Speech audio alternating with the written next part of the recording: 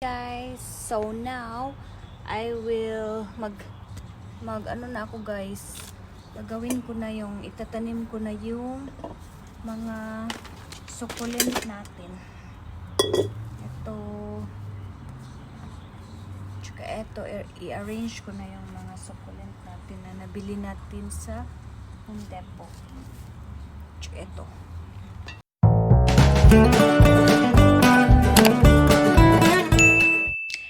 Hello guys, this is Apple Fell and welcome back to my channel. So, pasensya na guys kasi it's been a month na since my last upload kasi sobrang busy ko talaga sa work guys. Morning and evening yung shift ko. So, pagoda na talaga ang beauty ko pag uwi and then pag off ko naman may mga errands kami. So, ano talaga, at saka hindi kami same day off ni Mr. Kaya pag off ko, may mga errands ako. So, kaya ayun, wala talaga akong time maisingit yung pagba-vlog at saka pag-YouTube. So, na-miss ko kayo guys and sana hindi nyo pa ako nakalimutan. And today guys, I'm off and also tomorrow. So, magba-vlog ako ngayon.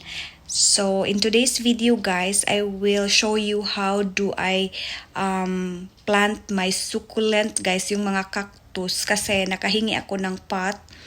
And then, bibili ako ng soil ngayon sa Home Depot. Samahan nyo ako. And then, samahan nyo din akong magtanim. Or i-arrange ko yung mga succulents sa new pot nila. So, tara, samahan nyo ako.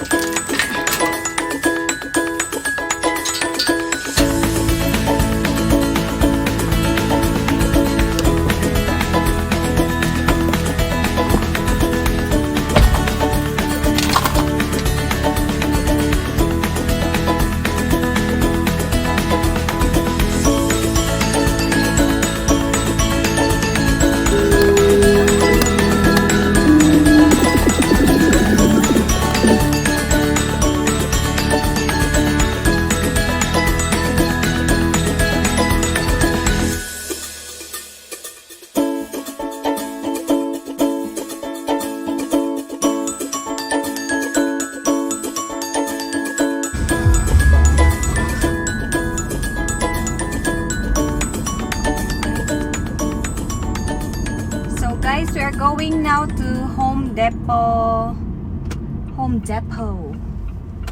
to buy soil and succulents.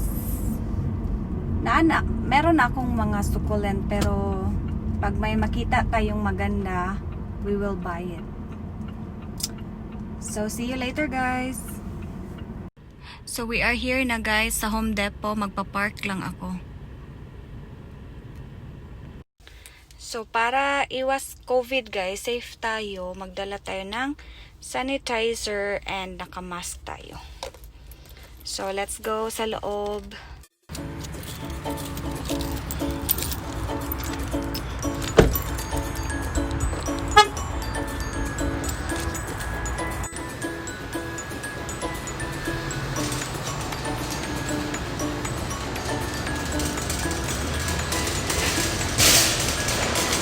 Social distancing.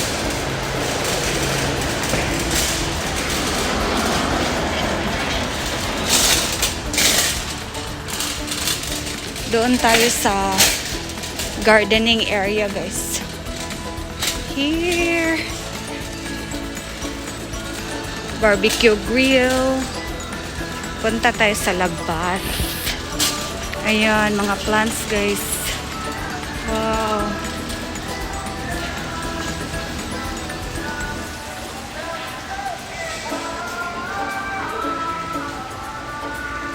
Ang gusto kong bumili nito guys, oh. Jade. Tag $4.98. Parang gusto kong bumili nito, maliliit. This one. How much this one?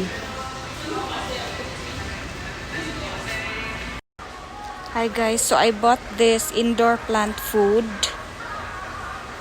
And then that one. Oh no. So clumsy. And we bought this cactus mix. Ideal for planting cactus. Thank you.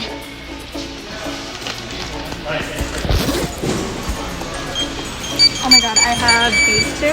Yeah. It's so bad. Every time I like work here, and always I'm like, gotta pick up a tiny plant and go home.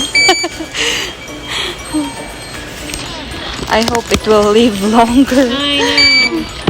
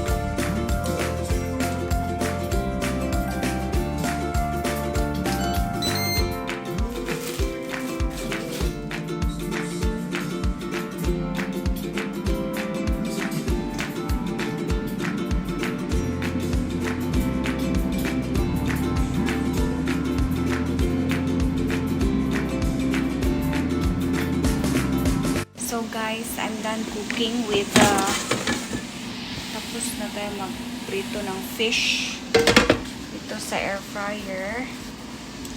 After ko mag-home depot guys, hindi ko pa tinanim yung mga nabili nating succulent kasi nagprito ako ng fish para dinner mamaya kasi doon kami kinaati kakain ng dinner. So, naka-assign ako magprito ng fish. Yan. So, ayan na guys. I'm done cooking the fish. I just air fry it. And then, naglagay ako ng ground coffee there para matanggal yung amoy ng isda sa bahay.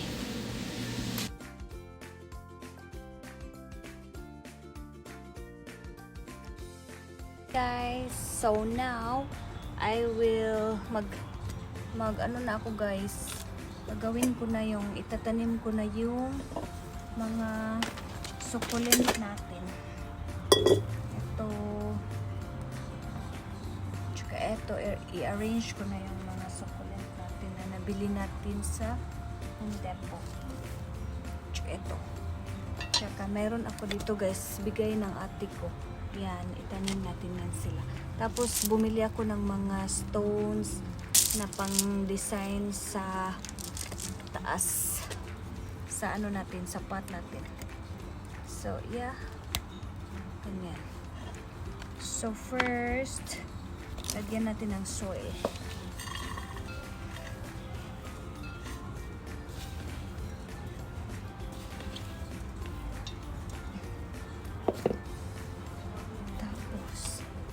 Lagyan natin siya guys ng etong soil na to is for ano talaga, design for cactus. For cactus. Oopsie. Yeah.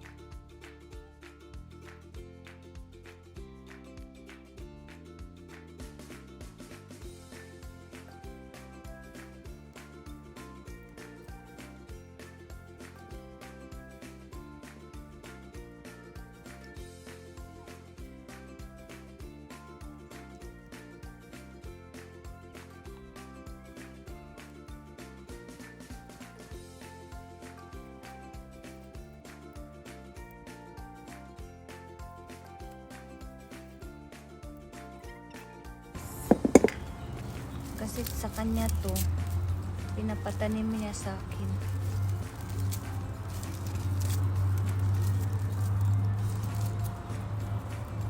Kunin lang natin yung mga patay na dahon.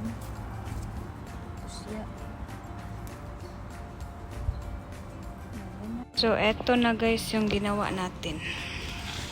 Ouch! Yan.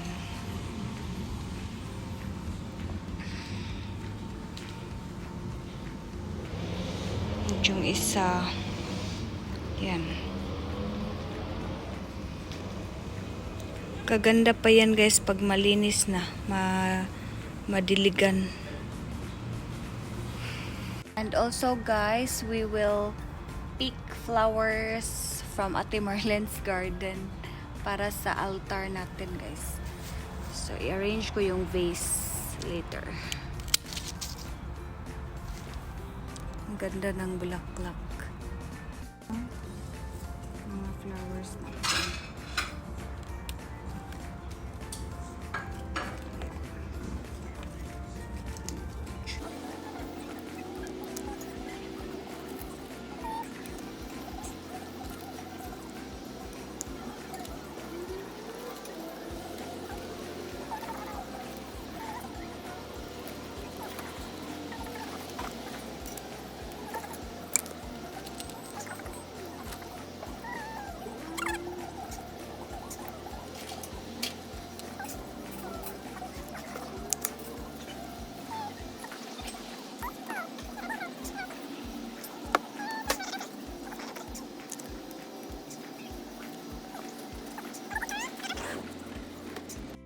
So I will close na our vlog, guys. So that's it for today, for today's vlog.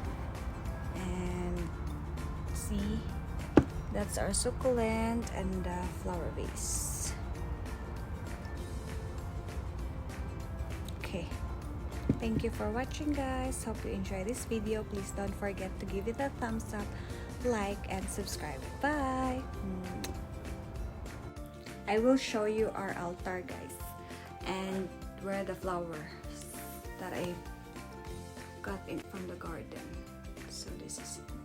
That's the flower for Santo Niño and for the Holy Family. So that's it, guys. That's our altar.